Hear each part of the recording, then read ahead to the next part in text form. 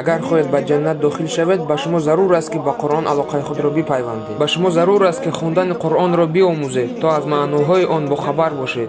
Ин сухани созандаи ҷаннат аст. Ман ба ҷавонон мисоле овардам ки агар шахсеро дӯст медоред ва ӯ ба шумо паёмаке фиристад, новобаста аз он ки чӣ қадар вақти шуморо мегирад, шумо онро мехонед, барои он ки ӯро дӯст медоред.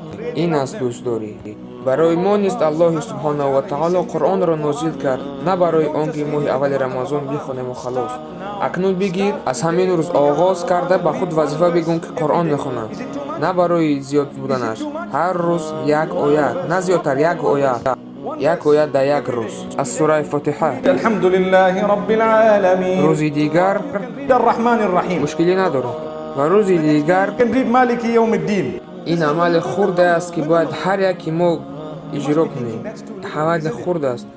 ин беҳтар аст ки як ояти сураи Фотиҳаро бихон ва маънояшро омӯз. ин амали хеле хурд аст.